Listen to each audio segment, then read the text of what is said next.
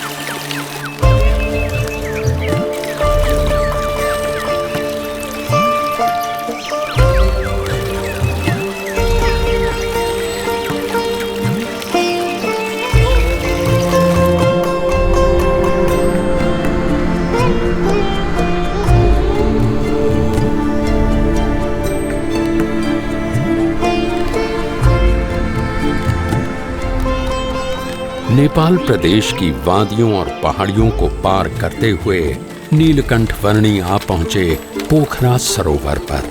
नरतनु है नैया केवट हरि नाम, संतन संग प्रभु भजो मिले परम धाम। नरतनु है नैया केवट हरि नाम, संतन संग प्रभु भजो मिले परम धाम। पोखरा की सेती गंगा नदी में स्नान कर उसे पावन करके नीलकंठ वर्णी आगे बढ़ चले। मध्य में सूर्य रहता है और उस सूर्य के चारों ओर अलग अलग ग्रह परिभ्रमण करते रहते हैं। कई नगरों, पहाड़ों और वनों को पार करते हुए नीलकंठ वर्णी आ पहुंचे धार्मिक स्मारकों के लिए प्रख्यात नगर काठमांडू में।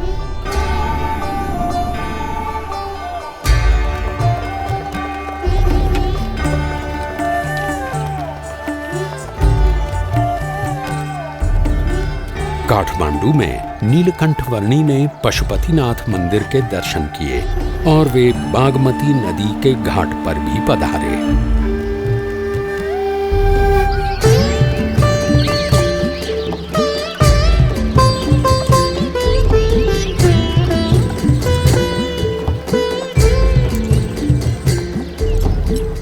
वैभवी नगरी काठमांडू के कई स्थानों पर होते हुए कुछ साधु संतों के समुदाय के साथ नीलकंठ वर्णी वहां के राजा के महल में आ पहुंचे।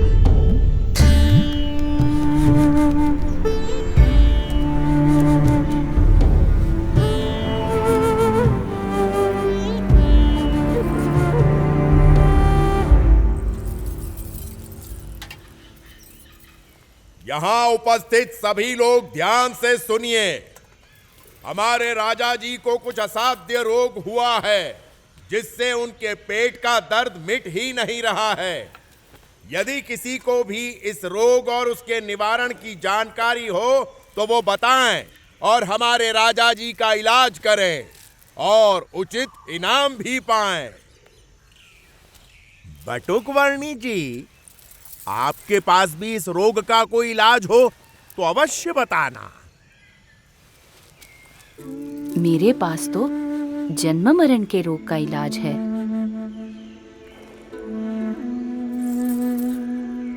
सोच समझकर बोलना बालक।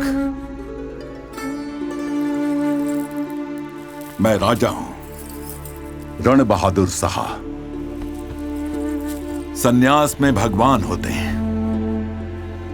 ये सोचकर मैं साधु संतों और सन्यासियों को मेरे रोग का इलाज करने के लिए बुलाता हूं, और मेरा इलाज करने की बात करके जो इलाज नहीं कर पाता, ऐसे हर एक हकीम, वैद्य, साधु, संत, सन्यासी सबको मैं जीवन भर के लिए बंदी बनाकर सजा देता हूं।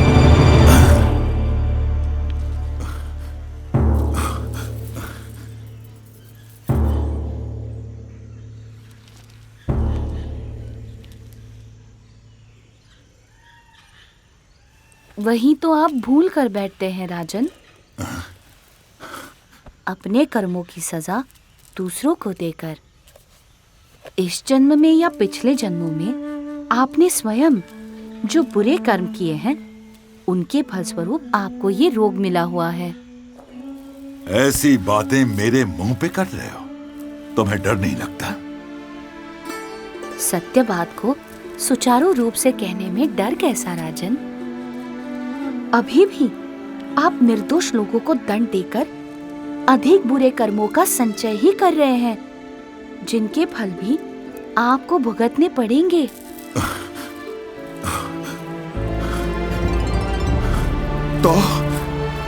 तो मैं क्या करूं? कैसे छुटकारा पाऊं इन सब से? कैसे छुटकारा पाऊं इन सब?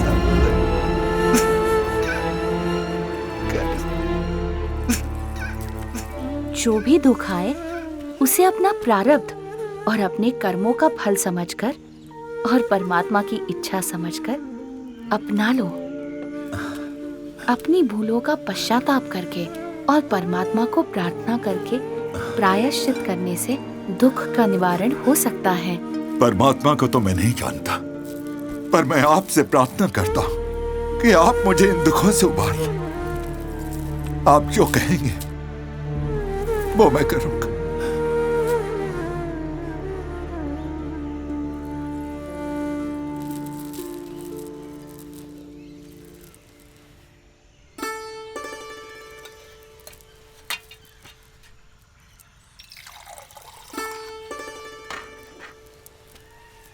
ये पी लीजिए।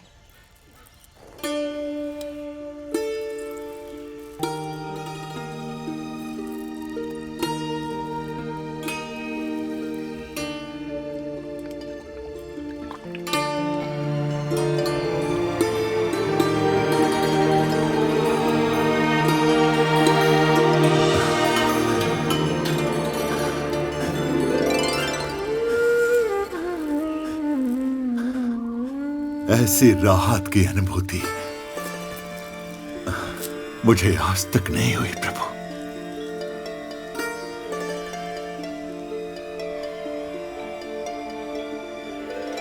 बताइए, मैं आपके लिए क्या कर सकता हूं? मुझे कुछ नहीं चाहिए, बस जिन निर्दोष लोगों को आपने बंदी बनाकर रखा हुआ है, उन सबको छोड़ दीजिए। जैसा आप कहें प्रभु।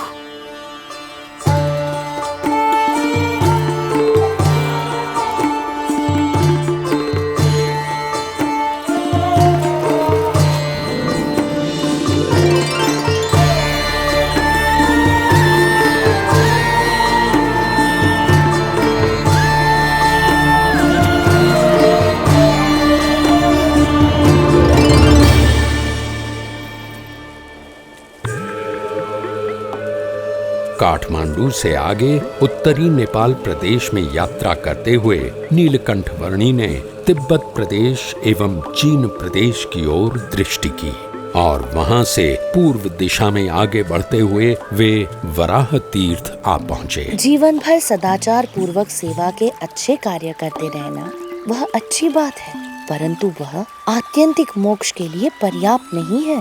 मोक्ष के लिए तो सच्चे ब्रह्म स्वरूप गुरु से सनातन मूल्यों का ज्ञान पाकर उसे अपनाना होगा।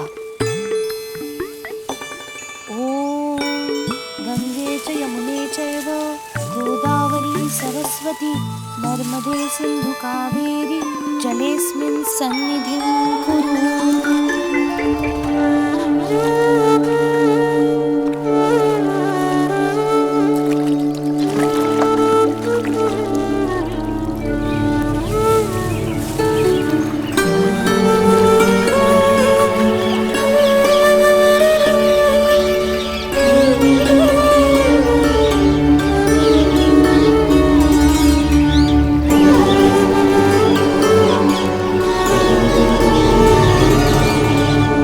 अपनी कल्याण यात्रा से नेपाल प्रदेश को पावन करने के पश्चात नीलकंठ वर्णी उत्तर पूर्वी भारत के असम प्रदेश में सिरपुर, परशुराम कुंड आदि स्थानों में पधारे और वहां से आगे असम प्रदेश में नीलकंठ वर्णी के स्वागत के लिए मानो ब्रह्मपुत्र नदी के नीर तत्पर थे।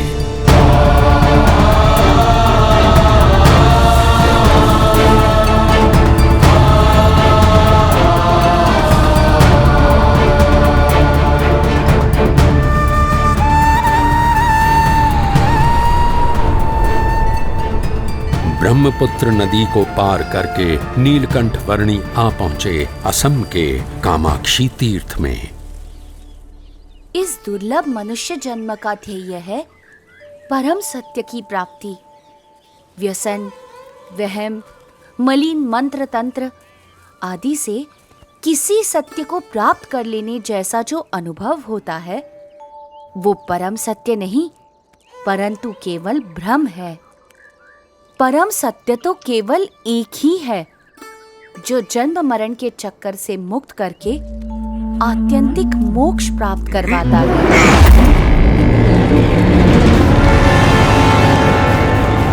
ए बच्चे, क्या सुख दुख की बातें बना रहा है तू?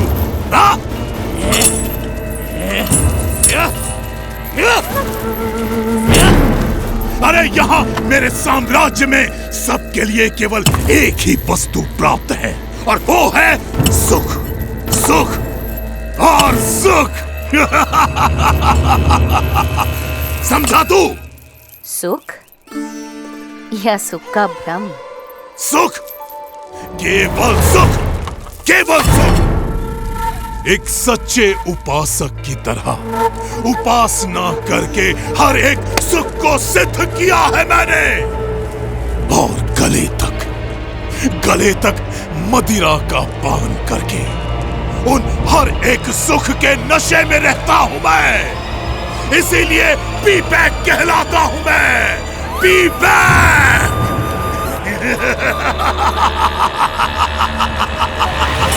P back.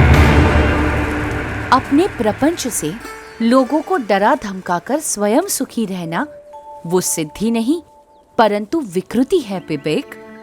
अपनी सिद्धियों का उपयोग सबके सुख के लिए करना चाहिए, दुख के लिए नहीं। अरे वाह, ये छोटे गुरुजी तो ज्ञानोपदेश भी देते हैं। महाज्ञानी है गुरुजी। पर अभी गुरुजी को पता चल जाएगा कि मेरी शक्तियों के सामने उनका ज्ञान कैसे हवा में फुर्र हो जाता है।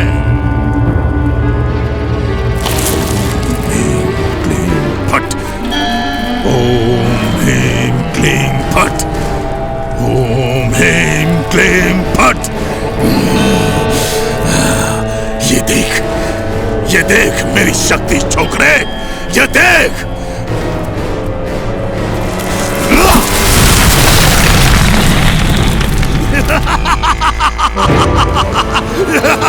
देखा?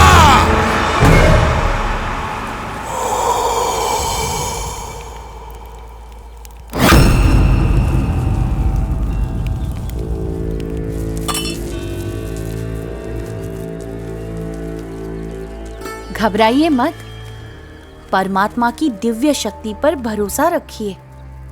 उनका दृढ़ आश्रय रखिए, तो इसकी मलिन विद्या की शक्ति अपने आप असमर्थ हो जाएगी, आपको कुछ भी नहीं कर पाएगी। ए छोकरे, मेरे शिष्यों को मेरे ही विरुद्ध भड़का रहा है तू?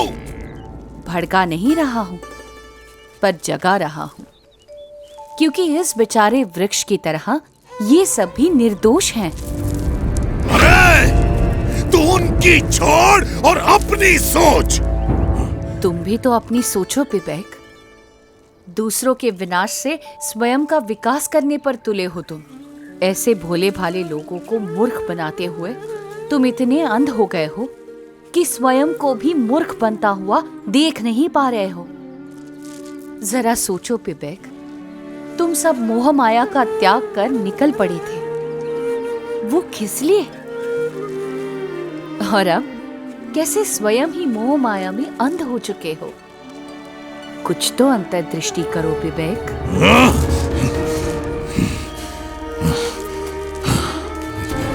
इसे कैसे पता?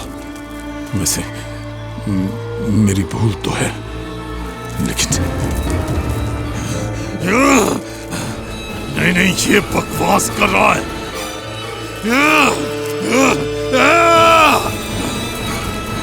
तू ऐसे नहीं समझेगा, अब तुझे मारना ही पड़ेगा।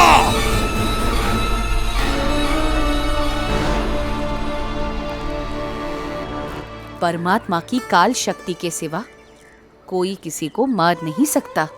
अरे, तुझे मारने के लिए तो मेरी शक्ति ही काफी है।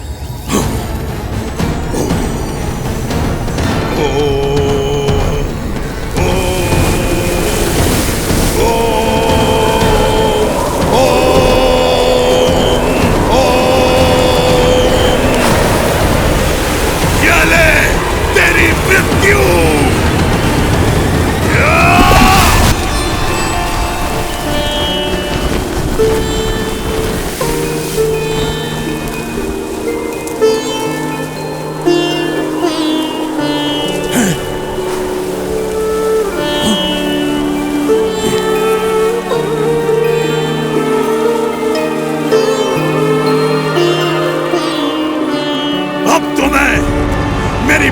शक्तियों का आह्वान करूंगा और तुझे मार के ही दम लूंगा।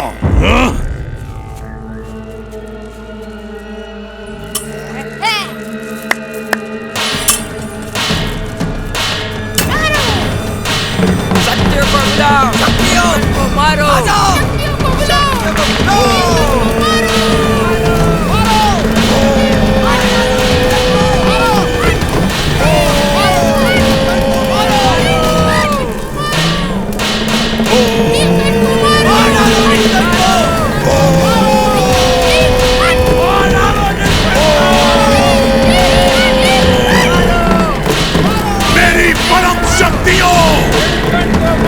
मैं आप सबका आह्वान करता हूँ, इस लड़के को खत्म कर दो, मार डालो इसे।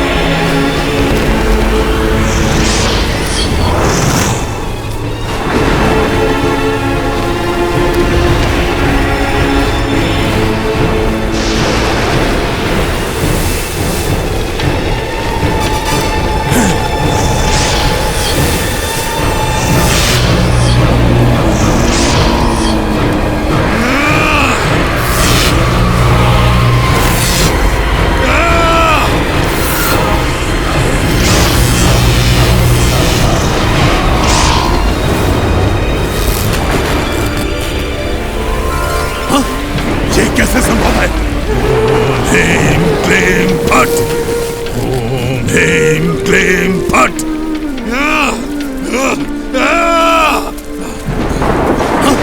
ये कैसे संभव है? ये क्या हो रहा है? मेरी शक्तियां काम क्यों नहीं कर रही हैं? अरे अरे अगर यहां से नहीं हो रहा है तो वहां से मारो। अपनी सारी शक्ति लगा दो पर इसे खत्म कर दो। ये कैसे संभव है? मेरी शक्ति एक छोकरे के सामने हाथ जोड़कर बैठ गई है। नहीं, असंभव, असंभव। पता नहीं क्यों, पर आज तो तू बच गया। पर कल मैं मेरी सभी शक्तियों को जागृत करके आऊंगा और तेरा नाश करके ही दम लूंगा। तुझे नहीं छोड़ूंगा मैं। छोकरे, कल तक का इंतजार और तेरा सर्वनाश। तेरा सर्वनाश।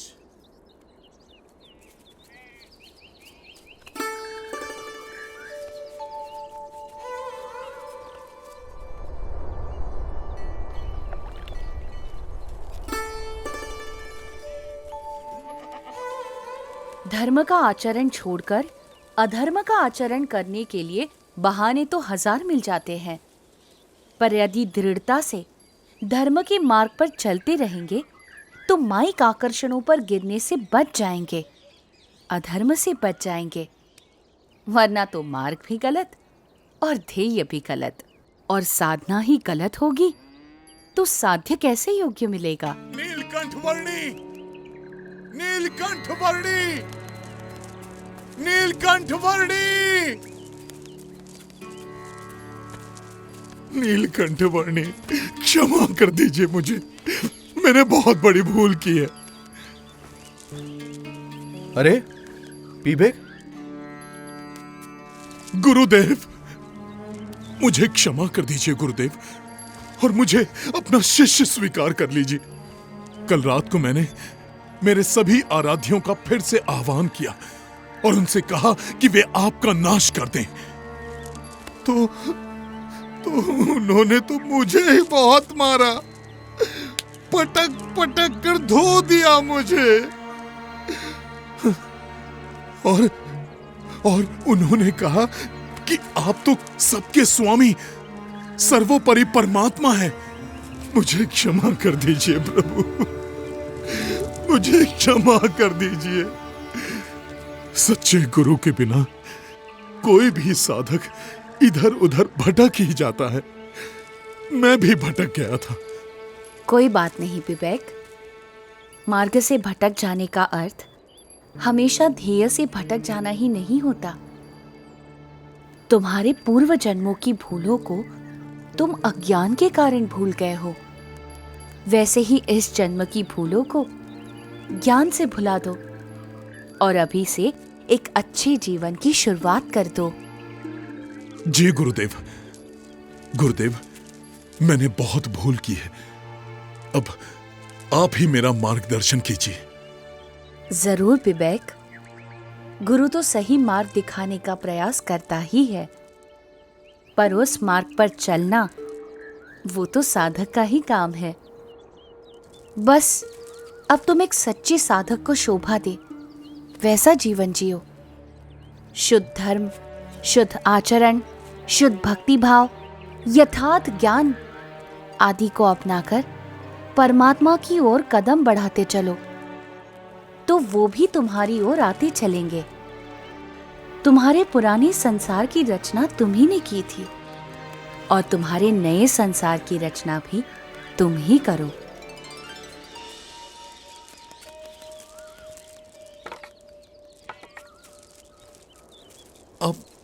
आप कहां चल दिए गुरुदेव? अब मुझे आपसे दूर नहीं होना है। जहां प्रेम है वहां दूरी कैसी? और भौतिक दूरी बढ़ने से हृदय की निकटता मिट थोड़ी ना जाएगी। विवेक, गुरु की आज्ञा में रहना वो उनके साथ रहने के समान ही है। जी गुरुदेव, अब मेरा शेष जीवन आपकी आज्ञा के अनुसार ही बीतेगा। तो मैं सदैव तुम्हारे साथ रहूंगा। प्रणाम गुरुदेव।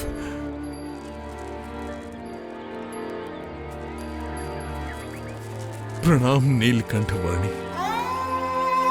सच्चे गुरु की सच्ची संगति और उस संगति से आत्यंतिक मोक्ष की प्राप्ति, साक्षात परमात्मा की प्राप्ति, परम कल्याण के इस परम संदेश को फैलाने के लिए अपने अगले पड़ावों की ओर नीलकंठ वर्णी आगे बढ़ चले, असम के घने वनों से होते हुए।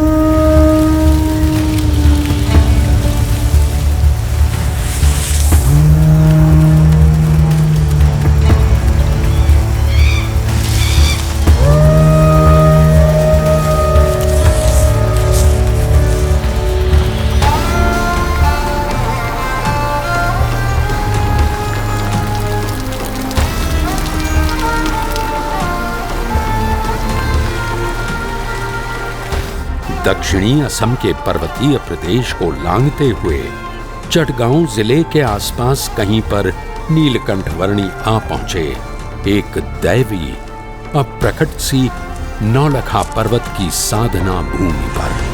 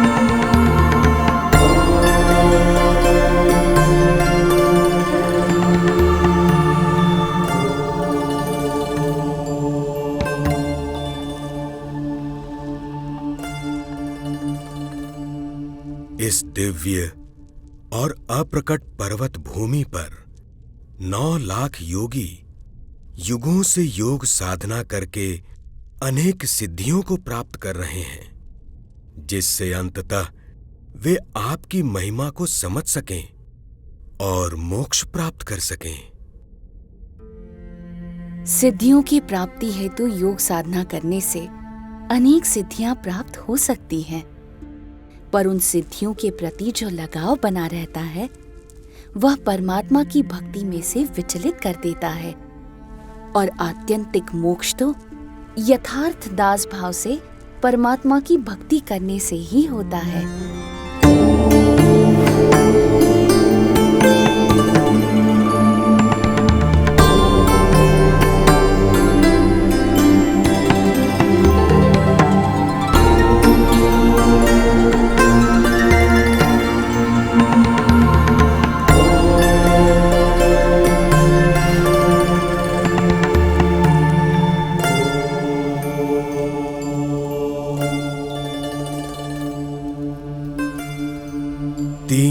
के आपके प्रत्यक्ष योग से हमारा अज्ञान नाश हो रहा है। हम अपने प्राणों को षट चक्रों में प्रसारित करके किसी भी सिद्धि को प्राप्त कर लें, उससे भी अधिक यह है कि हम हर प्रकार से आप जो परमात्मा हैं उनमें जुड़ जाएं। कृपा करके हमें आपकी भक्ति का अधिकार दें और आपके स्वरूप में जोड़ दें। आप सभी का आत्यंतिक मोक्ष के मार्ग पर प्रयाण हो।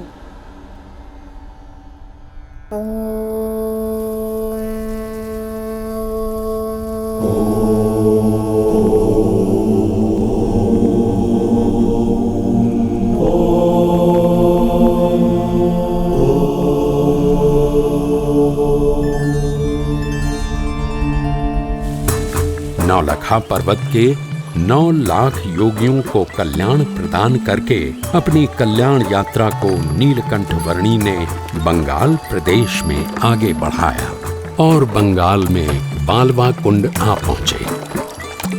कुछ दिन बालवा कुंड प्रदेश में बिताकर नीलकंठ वर्णी ने अपनी कल्याण यात्रा को आगे बढ़ाया सुंदरवन के प्रदेश में।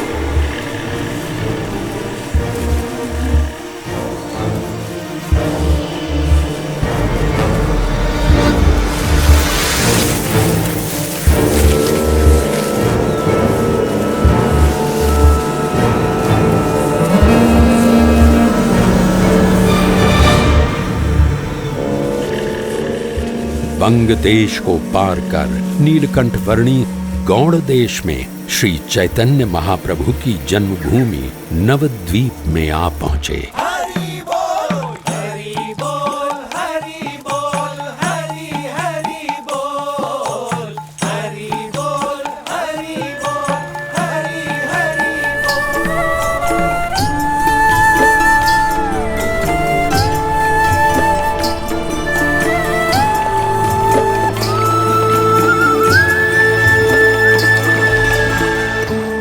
गंगा और सागर का जहां मिलन होता है, उस पवित्र तीर्थ गंगा सागर की ओर नीलकंठ वर्णी बढ़ चले।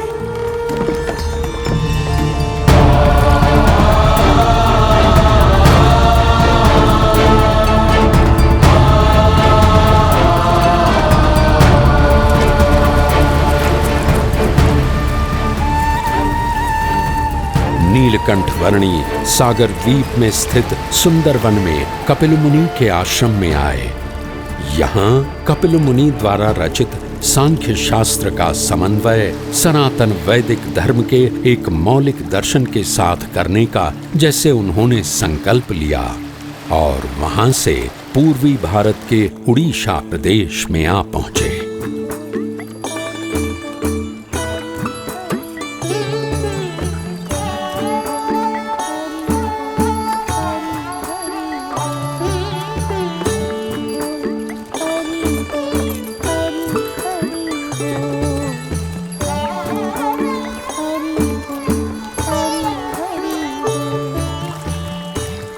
इस उड़ीसा प्रदेश के एक छोटे से गांव में मानो कोई नीलकंठ वर्णी की प्रतीक्षा में था।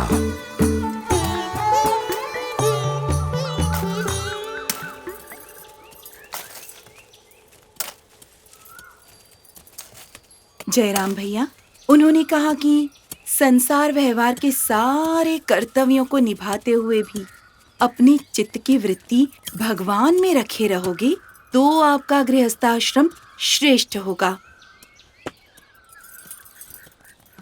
यानी कि परिवार के सभी लोगों के साथ प्रेम भाव से रहो, अपनी हर कौटुंबिक और सामाजिक जिम्मेवारी को निष्ठापूर्वक निभाओ, परंतु उन सब की मोह माया में लिप्त ना रहते हुए केवल भगवान में ही आसक्ति रखो।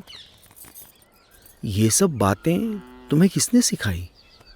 बाल योगी नीलकंठ वर्णी ने पिताजी। वे सन्यासी बाबा के मंदिर में ऐसा उपदेश दे रहे थे। तो तुम दोनों उन्हें हमारे यहाँ लेकर क्यों नहीं आई? पर माँ, उन्होंने तो आँख उठाकर हमारी ओर देखा तक नहीं। तो हम उन्हें कैसे बुला लाते? क्या ऐसे पवित्र बाल ब्रह्मचारी हैं वो? चल जयराम, उन्हें हमारे घर पर ले आते हैं। चल चल।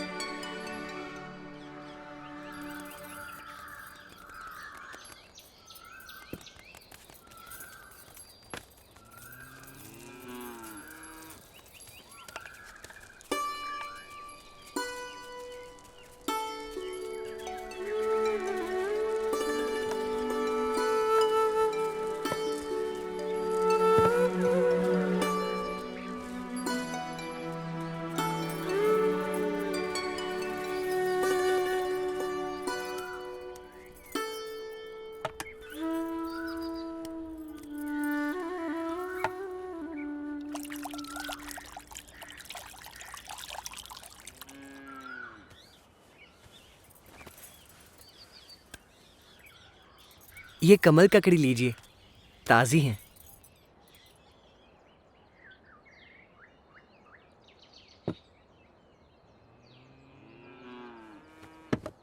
ये जयराम और मैं कृष्ण तंबोली, हम दोनों रोज ताज़ी कमल ककड़ी लाते हैं।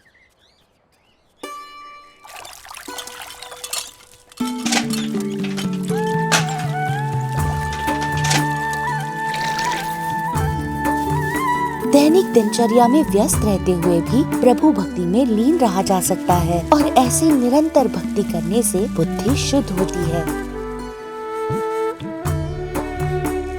कलौ कीर्तनात्, कली युग में भजन भक्ति से भगवान का सानिध्य मिलता है।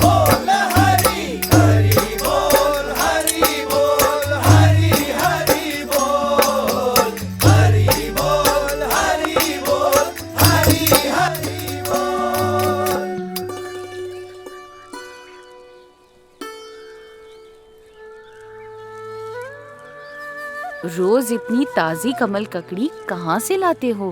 क्या मुझे भी उस जगह ले चलोगे? हाँ, आज शाम को ही चलेंगे। आपको हमारे साथ बड़ा मजा आएगा।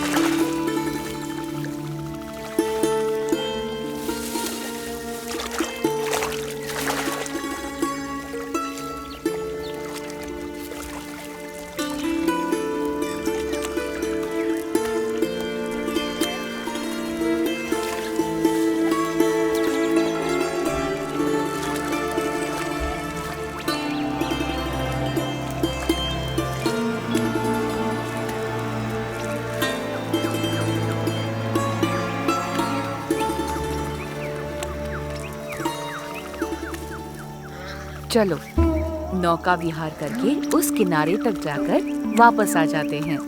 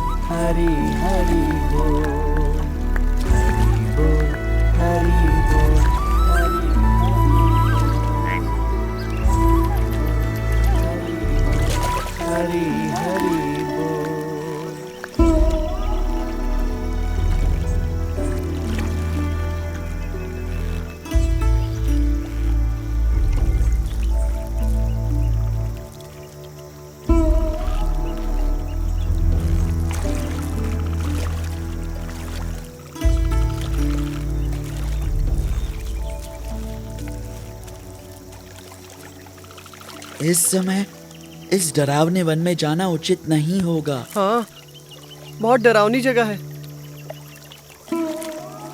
डरो मत, मैं तुम्हारे साथ हूँ। चलो। ठीक है।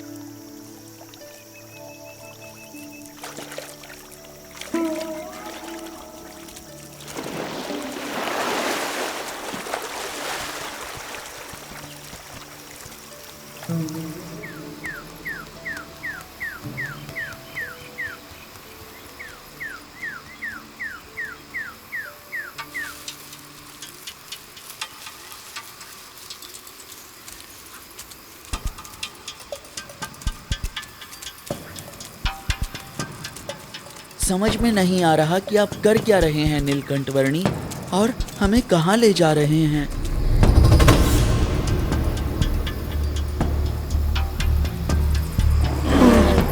ये तो भालू की आवाज है। हे भगवान। डरो मत, मैं हूं ना, चलते रहो। नीलकंठ वर्णी, ये भालू हमें मार डालेगा। नहीं, कुछ नहीं करेगा। शांत रहो, चिंता मत करो।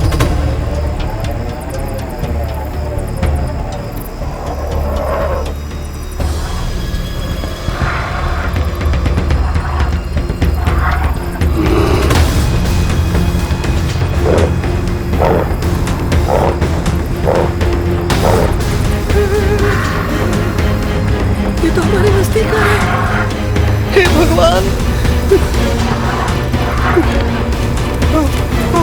ये भालू हमें मार डालेगा।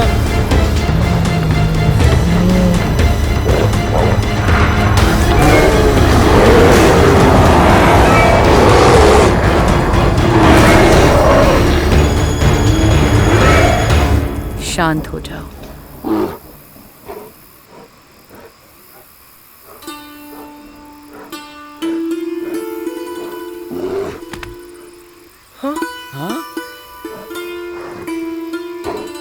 ये कैसे हो सकता है? हाँ? चिंतित मत रहो, तुम्हारा कल्याण अवश्य होगा। हाँ? हाँ? अब जाओ।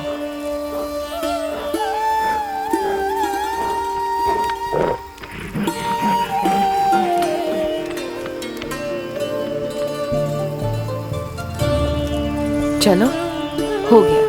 अब वापस घर चलते हैं। हाँ, जल्दी चलो, जल्दी यहाँ से भाग निकलते हैं। जल्दी यहाँ से भाग निकलते हैं। हाँ? भागो भगवान, कहीं वो भालू वापस ना आ जाए।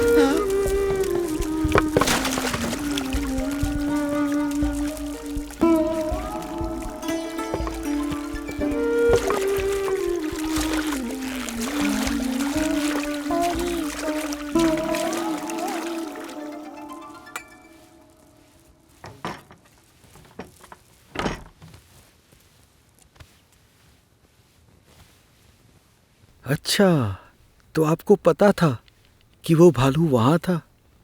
हाँ, भगवान के स्वरूप में संशय होने के कारण उसे मोक्ष नहीं मिला था और मोक्ष प्राप्ति के लिए बार बार इसी योनि में जन्म लेता रहता था। तो अब भालू का देह त्याग कर उसे मनुष्य जन्म मिलेगा। उसे मेरा योग होगा और उसका आत्यंतिक मोक्ष होगा।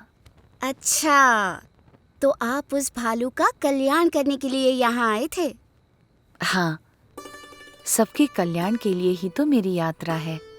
तो फिर हमारा भी कल्याण जरूर करना प्रभु, करोगे ना? हाँ, आपकी मति शुभ है तो कल्याण होगा। मुझे तो पहले से लग रहा था कि आप कोई दिव्य प्रतिभा हैं।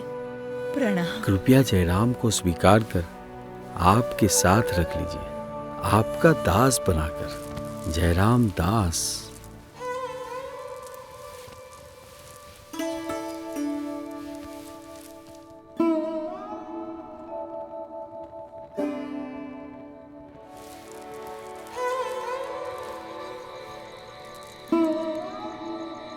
कुछ मुमुक्षुओं को कल्याण के मार्ग पर प्रेरित करने के पश्चात भी उनके साथ ही बस जाना वो नीलकंठ वर्णी की शैली नहीं थी, क्योंकि उनका लक्ष्य था अनंत मुमुक्षुओं के कल्याण के लिए अपनी कल्याण यात्रा को आगे बढ़ाते ही रहना।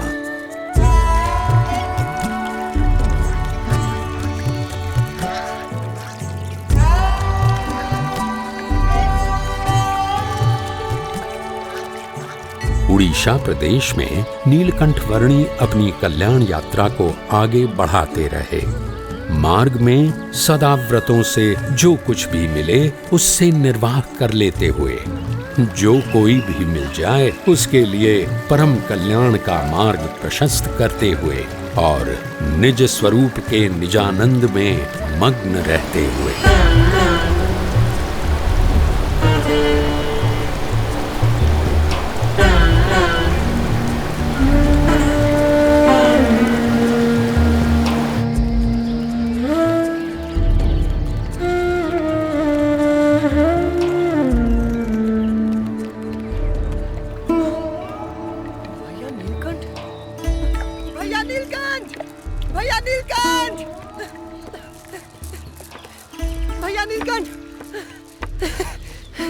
भैया नीलकंठ, 20 दिनों से आपको ढूंढ रहा हूं मैं।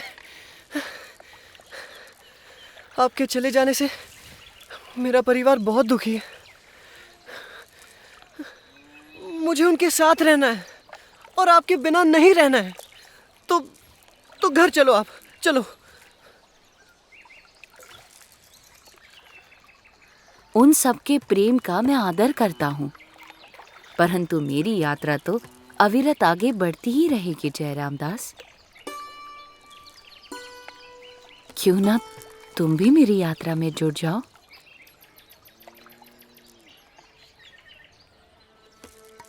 जयराम दास, मैं जानता हूं कि तुम पूर्व के मुमुक्षु जीव हो, इसीलिए कह रहा हूं कि संसार के नाशवंत और माइक संबंधों को छोड़ दो और उसे पकड़ लो जो माया से परे है।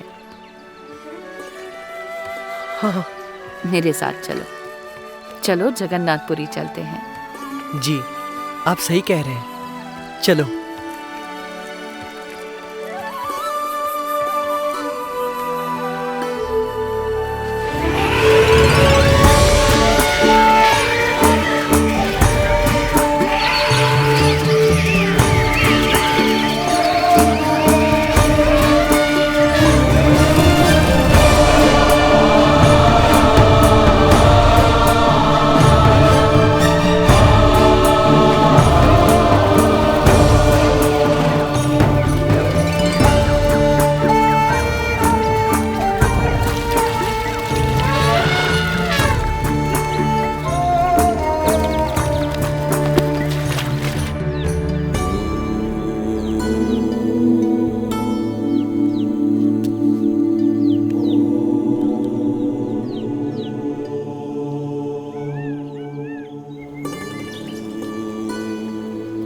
आ जाओ, जिसको भी भुवनेश्वर जाना है मेरी नाव में बैठकर जा सकता है। अरे भाई, नाव का किराया थोड़ा कम कर दो। नहीं करूंगा, दूसरे के पास चले जाओ। ठीक है, तो फिर हम दूसरी नाव में भुवनेश्वर जाएंगे।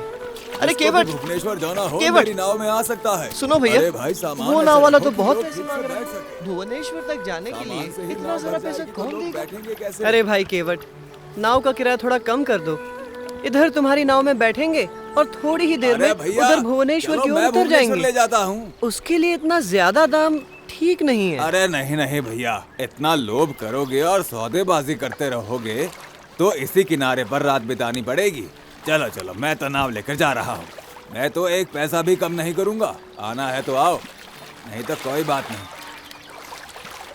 हाँ? नीलकंठ वर्णी मेरा इंतजार करते करते आखिर चले गए। हाँ, इतना लोभ नहीं करता तो अभी नीलकंठ वर्णी के साथ नाव में होता।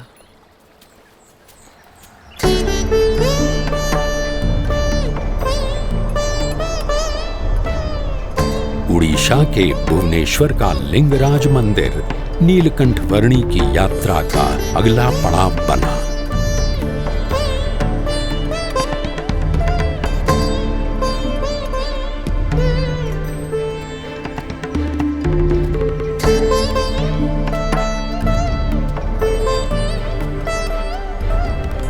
भुवनेश्वर से दक्षिण में नीलकंठ वर्णी साक्षी गोपाल तीर्थ में पधारे।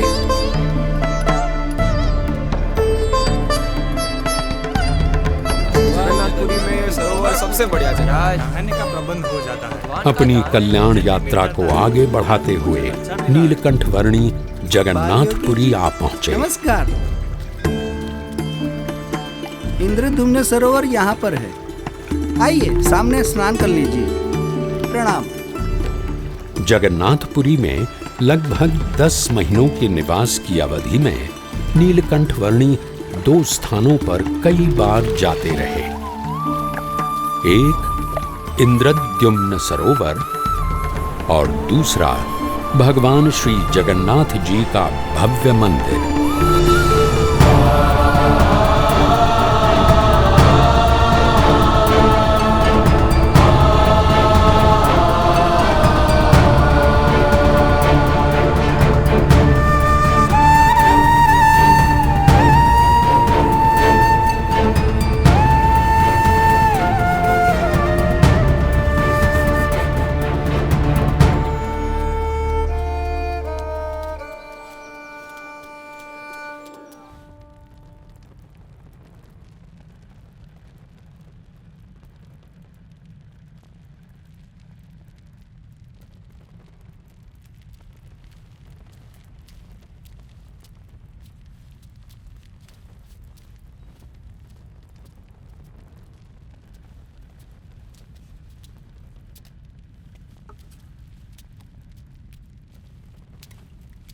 ये लीजिए भगवान जगन्नाथ जी का प्रसाद। मैं आपको हर रोज़ ये प्रसाद दूंगा।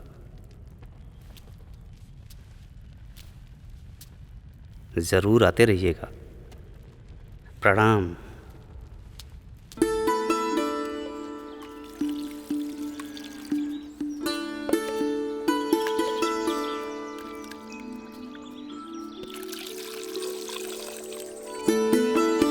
अरे भाई हटो हटो जरा। अरे नीलकंठ वर्णी, मुझे विश्वास था कि आप यहाँ जगन्नाथपुरी में मिल जाएंगे। उधर 2 पैसों के लोभ में मैं आपको खो बैठा। अब मैं आपसे नहीं बिछड़ूंगा।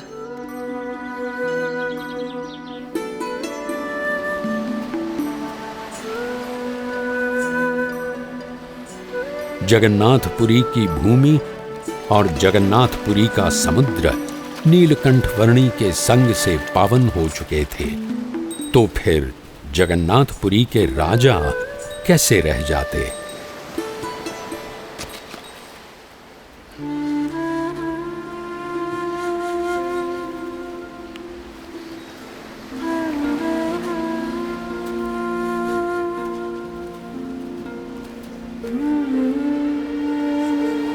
प्रणाम। प्रणाम। मैं जगन्नाथपुरी का राजा गजपति राजा दिव्य सिंह देव हूँ। जगन्नाथपुरी के मेरे साम्राज्य में आपकी दिव्य प्रतिभा के बारे में मैंने बहुत कुछ सुना है।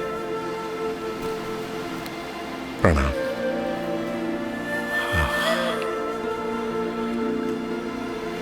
दिव्य, अति दिव्य। आप तो दिव्य अति दिव्य हैं। आप तो सच्चित आनंद स्वरूप हैं। प्रभु, मेरी प्रार्थना है कि इस वर्ष के रथ यात्रा उत्सव में आपकी विशेष उपस्थिति हो जी, जिससे समग्र जगन्नाथपुरी के वासियों को आपके दर्शन का सौभाग्य मिले जी। और रथ यात्रा उत्सव के पश्चात भी आप यहां जगन्नाथपुरी में ही बसे रहें। धन्यवाद प्रभु, धन्यवाद।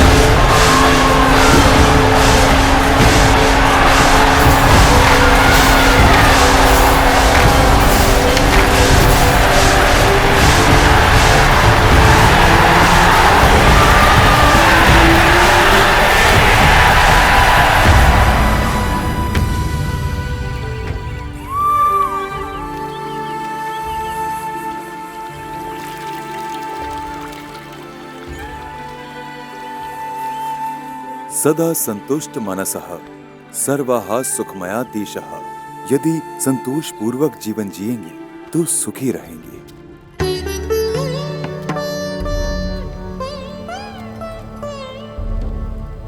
राजधर्म तो आपका लौकिक कर्तव्य है, पर आपके आत्म कल्याण के लिए आपको सनातन धर्म के मूल्यों को अपनाना पड़ेगा।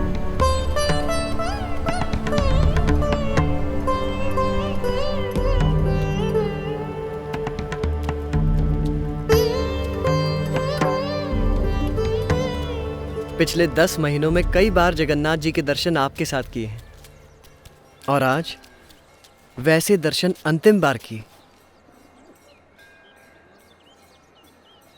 10 महीनों में कभी आपका बहुमान हुआ तो कभी अतिशय अपमान हुआ, कभी आपको अच्छे व्यंजनों का भोजन मिला और कभी तो आप कई महीनों तक केवल वायु भक्षण कर रहे।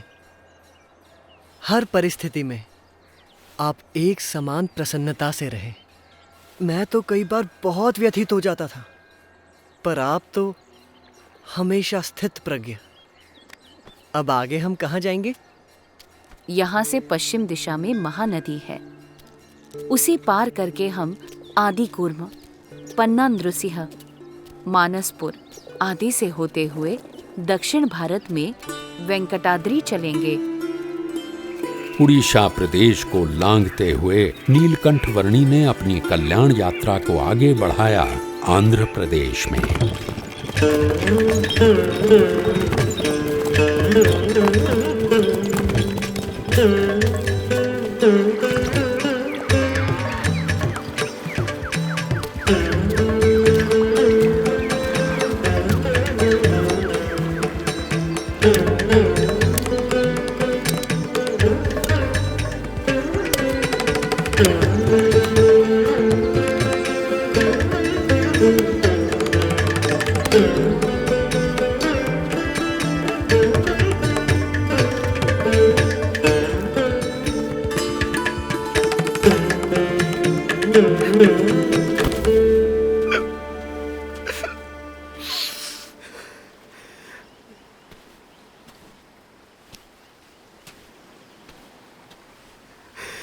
मेरे माँ बाप की स्थिति अभी कैसी होगी? मेरा मन हमेशा उनकी चिंता में लगा रहता है। चलो चलो हम घर वापस चलते हैं।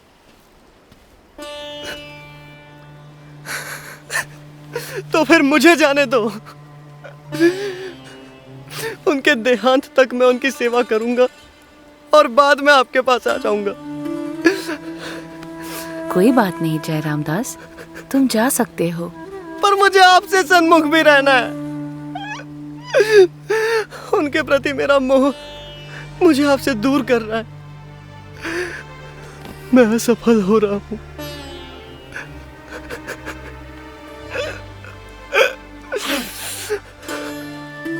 अहम और ममत्व रूपी माया का त्याग करना कोई सरल खेल नहीं है जो तुम ऐसे ही खेल लेते, पर तुमने प्रयास तो किया।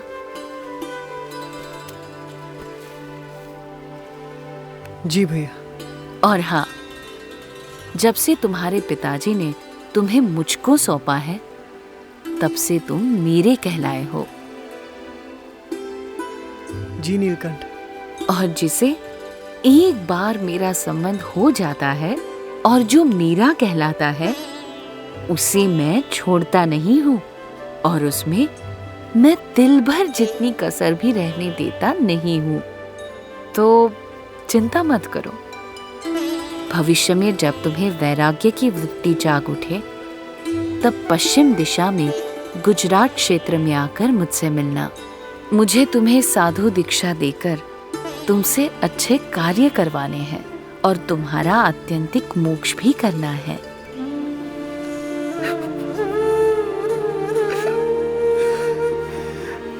प्रणाम। प्रणाम। मुझे भूलिएगा मत।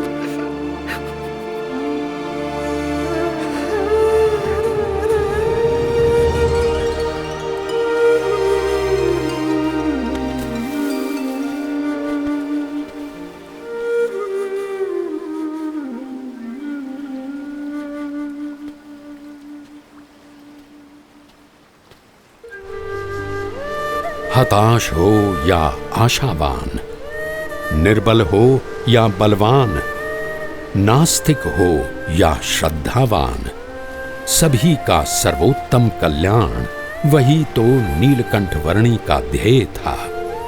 अपने मनुष्य अवतरण के इस ध्येय को सिद्ध करने के लिए ही तो नीलकंठ वर्णी ने सन 1792 में अयोध्या से अपनी कल्याण यात्रा प्रारंभ की और कई स्थानों से होते हुए सन 1795 में वे नेपाल प्रदेश के पोखरा तक आए। पोखरा से आगे उन्होंने नेपाल के काठमांडू, असम प्रदेश के कामाक्षी तीर्थ, बंगाल प्रदेश के गंगा सागर, उड़ीसा प्रदेश के भुवनेश्वर और साक्षी गोपाल आदि स्थानों से होते हुए जगन्नाथपुरी तक की यात्रा की और जगन्नाथपुरी से दक्षिण में आंध्र प्रदेश में यात्रा करते हुए अब नीलकंठ वर्णी बढ़ चले दक्षिण भारत के सुप्रसिद्ध तीर्थ तिरुपति की ओर।